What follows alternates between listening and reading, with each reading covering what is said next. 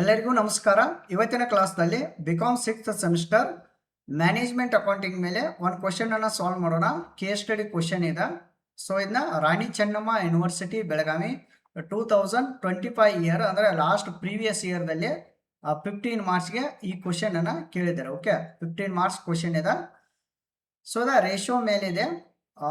ರಾಮಲಾ limited is facing financial difficulties ಅಂತ ಹೇಳ್ತಾರೆ.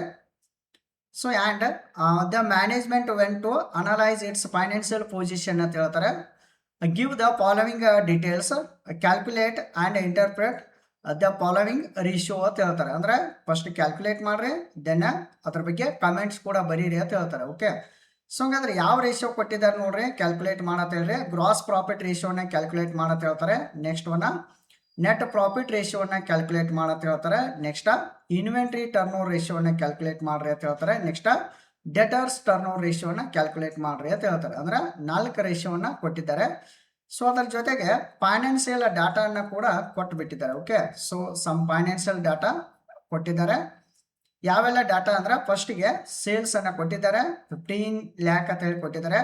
Next cost of goods sold 9 lakh rupees. Next net profit 2,50,000. Next closing stock 3 lakh rupees. Next debtors ಅನ್ನು ಕೊಟ್ಟಿದ್ದಾರೆ 2 lac rupees ಅಂತ ಹೇಳ್ತಾರೆ. ಹಾಗಾದ್ರೆ ಫಸ್ಟಿಗೆ ನಾವು ರೇಷಿಯೋನ ಸಾಲ್ವ್ ಮಾಡೋಣ, ನಂತರ ಆ ಥರದ ಕಾಮೆಂಟ್ಸ್ ಅನ್ನ ಬರೆಯೋಣ. ಓಕೆ, ಸೊ ವೆರಿ ಸಿಂಪಲ್ ಇದೆ, ರೇಷಿಯೋ ಇದೆ. ಸೊ ಈಗ ಸೊಲ್ಯೂಷನ್ ಅಂತ ಹಾಕ್ರಿ ಅಥವಾ ಆನ್ಸರ್ ಅಂತೇಳಿ we have to mention. Then ಫಸ್ಟಿಗೆ come to the point, gross profit ರೇಷಿಯೋನ ಸಾಲ್ವ್ ಮಾಡೋಣ. Okay, gross profit ratio. Okay, so ಈಗ gross profit ratio equal to ಒಂದು ಫಾರ್ಮುಲಾ ಬರುತ್ತೆ, gross profit divided by sales into 100 ಅಂತ ಹಾಕ್ಬೇಕು. Okay, ಹಂಗಾದ್ರೆ gross profit ಪ್ರಾಬ್ಲಮ್ದಾಗ ಕೊಟ್ಟಾರ ನೋಡ್ರಿ, ಡೈರೆಕ್ಟ್ ಆಗಿ ಇಲ್ಲಿ ಎಲ್ಲಿ ಕೊಟ್ಟಾರ್ರಿ ಗ್ರಾಸ್ ಪ್ರಾಫಿಟ್, ಎಲ್ಲೂ ಕೊಟ್ಟಿಲ್ಲ. Okay, so first gross profit ಅನ್ನ ಕ್ಯಾಲ್ಕುಲೇಟ್ ಮಾಡಬೇಕು. ಅಗೇನ್ ಫಾರ್ಮುಲಾ ಬರುತ್ತೆ, ಅದಕ್ಕೆ sales minus cost of goods sold. Okay, sales ಇದೆ ಅಲ್ರಿ, ಇಲ್ಲಿ ಎಷ್ಟಿದೆ ರೀ 15 ಲ್ಯಾಕ್ ಸೇಲ್ಸ್ ಇದೆ. ಸೇಲ್ಸ್ ಎಷ್ಟಿದೆ 15 ಲ್ಯಾಕ್ ಇದೆ. ಓಕೆ, 15 ಲ್ಯಾಕ್ ಇದೆ. So next sales minus cost of goods sold ಎಷ್ಟಿದೆ 9 lakh rupees. Okay, 15 lakh minus 9 lakh rupees ಮಾಡ್ರೆ 6 ಲ್ಯಾಕ್ ಬರುತ್ತೆ. ಸೊ ನೆಕ್ಸ್ಟ್ ಸೇಲ್ಸ್ ಅನ್ಕ 15 ಲ್ಯಾಕ್ ಇದೆ. ಸೊ ಈ ಫಾರ್ಮುಲಾದಾಗ ಹಾಕ್ರಿಂದ gross profit ratio equal to 6 lakh divided by 15 lakh into 100. So ಎಷ್ಟು ಬರುತ್ತೆ 40% ಅಂತ ಹೇಳಿ ಬರುತ್ತೆ ಗ್ರಾಸ್ ಪ್ರಾಫಿಟ್. ಸೊ ಇದು ಎಷ್ಟು ಆಯ್ತು ಈಗ 40% gross profit. Next net profit ratio, come to the point. Net profit ratio, net profit divided by sales into 100 ಮಾಡ್ಕೋಬೇಕು.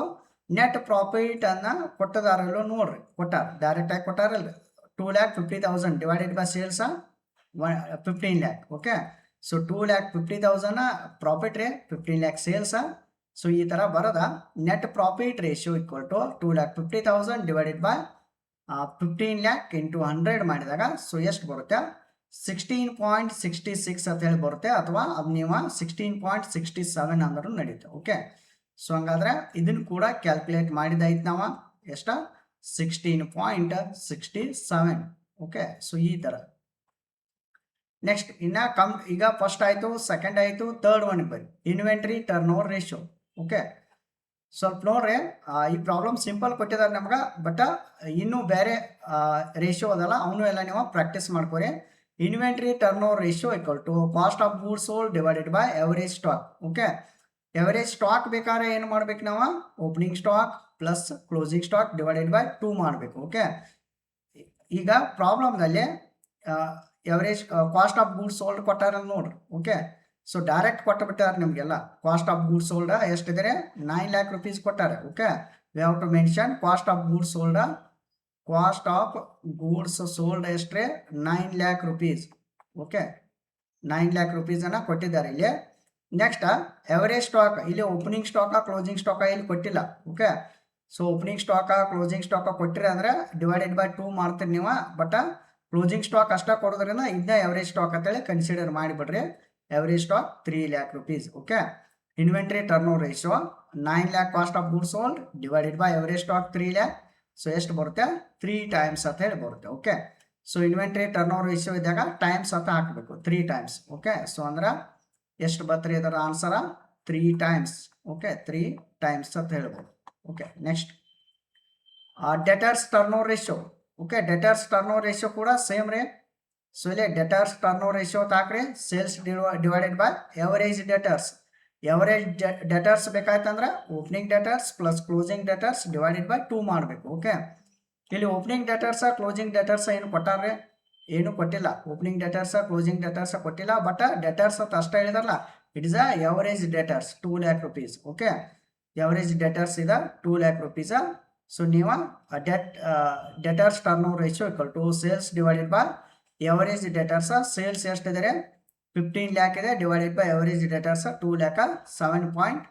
ಸೊ ಎಷ್ಟು ಬರುತ್ತೆ? ಅದ 7.5 ಟೈಮ್ಸ್ ಅಂತ ಹೇಳಿ ಬರುತ್ತೆ. ಓಕೆ, 15 lakh ಇದೆ ನೋಡ್ರಿ, 15 lakh divided by 2 lakh, 7.5 times, 7.5 times ಅಂತ ಹೇಳ್ಬೋದು. ಓಕೆ, ಇಷ್ಟು ಸಿಂಪಲ್ ಆಯ್ತು. ಈಗ ಇವನ್ನೆಲ್ಲ ನಾವು ಕ್ಯಾಲ್ಕುಲೇಟ್ ಮಾಡಿದ್ದಾಯ್ತು. ಓಕೆ, ಸೊ ಇನ್ನು ಅದರದ ಇಂಟರ್ಪ್ರಿಟೇಷನ್ ಬರಿಬೇಕು ಅಂದ್ರೆ ಸೊ ಸ್ವಲ್ಪ ಅದರದ ಕಮೆಂಟ್ ಕೂಡ ಬರಿಬೋದು. ನಾವು ಕಮೆಂಟ್ ಬರಿಬೇಕು. ಅವರಾಗಿ ಕೇಳಿದಾರೆ ಅಂದ್ರೆ compulsory we have to mention, ಇಲ್ಲಿ ಮೆನ್ಷನ್ ಮಾಡ್ಬೇಕು ನೀವು. ಓಕೆ, ಸೊ ಈ ಥರ ಇದ ಪ್ರಾಬ್ಲಮ್ ಐತ್ರಿ. ಇನ್ನು ಕಮೆಂಟ್ಸಿಗೆ ಬಂದಾಗ interpretation above the calculated ratio ಅಂತ ಹಾಕ್ರಿ. ಸೊ ಒಂದು ಸೈಡ ರೇಷಿಯೋ ಅಂತ ಹಾಕ್ರಿ, ಇನ್ನೊಂದು ಸೈಡ ವ್ಯಾಲ್ಯೂ ಕೊಡ್ರಿ, ನೆಕ್ಸ್ಟ್ ಇಂಟರ್ಪ್ರಿಟೇಷನ್ ಅಂತ ಹಾಕ್ರಿ. ಜಸ್ಟ್ ಹಿಂಗೆ ಮೆನ್ಷನ್ ಮಾಡ್ರಿ ನೀವು. ಇಲ್ಲಿ ಗ್ರಾಸ್ ಪ್ರಾಫಿಟ್ ರೇಷಿಯೋ ಫಸ್ಟಿಗೆ ಯಾವ್ದು ಕ್ಯಾಲ್ಕುಲೇಟ್ ಮಾಡಿದ್ರು? ನಾವು ಗ್ರಾಸ್ ಪ್ರಾಫಿಟ್ ರೇಷಿಯೋನ ಕ್ಯಾಲ್ಕುಲೇಟ್ ಮಾಡಿದ್ವು. ಓಕೆ, ಕ್ಯಾಲ್ಕುಲೇಟ್ ಮಾಡಿದ್ವಲ್ರಿ. ಗ್ರಾಸ್ ಪ್ರಾಫಿಟ್ ರೇಷಿಯೋ ಎಷ್ಟು ಬಂದಿದ್ರೆ 40%. ಓಕೆ, ಸ್ವಲ್ಪ ಅದ್ರ ಬಗ್ಗೆ ಇಂಟರ್ಪ್ರಿಟೇಷನ್ ಬರೀನ 40% ಅಂತ ಹಾಕಿ, this indicates that Ramala limited earn 0.40 ಅಂದ್ರೆ ಅದ 0.40 ಅಂತ ಹೇಳ್ಬೋದು ನೀವು. As a gross profit for every ₹1 of sales ಅಂತೇಳಿ it shows good control over cost of goods sold ಅಂತ ಹಾಕ್ಬೇಕು. Okay, then net profit ratio. Okay, second one come to the point. Net profit ರೇಷಿಯೋಗೆ ಬರೀ. So second point, net profit ratio ಎಷ್ಟು ಬಂದಿದೆ ನೋಡ್ರಿ. ಇಲ್ಲಿ 16.67 ಬಂದಿದೆ. 16.67 net profit ratio. Okay, net profit ratio 16.67. So ಇದನ್ನ ಮೆನ್ಷನ್ ಮಾಡಿ, the company earn 0.167 as a net profit for every ₹1 of sales. This is responsible margin ಅಂತ ಹೇಳಿ ಬರಿಬೋದು.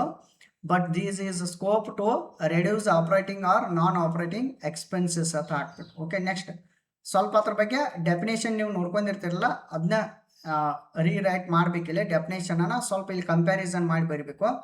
ಇನ್ವೆಂಟ್ರಿ ಟರ್ನ್ ಓವರ್ ರೇಷಿಯೋ ಎಷ್ಟು ಬಂದಿದೆ? 3 ಟೈಮ್ಸ್. ಓಕೆ, ಆಲ್ರೆಡಿ ಇಲ್ಲಿ ಬಂದಿದೆ ನೋಡ್ರಿ, 3 times inventory turn over ratio. Okay, 3 times ಅಂತಿದೆ. Okay, inventory turn over ratio 3 times ಬಂದಿದೆ. ಸೊ ಇಲ್ಲಿ ನೀವು ಕಮೆಂಟ್ ಬರಿಬೋದು ಅದಕ್ಕೆ, the inventory is sold and replaced 3 times in year ಅಂತ ಹಾಕ್ಬೋದು. A modern turn over suggest room for improving inventory efficiency ಅಂತ ಹಾಕ್ಬೋದು. Okay, next debt turn over ratio ಎಷ್ಟು ಬಂದಿದೆ ನೋಡ್ರಿ, ಲಾಸ್ಟಿಗೆ ಬಂದಿದೆಲ್ಲ.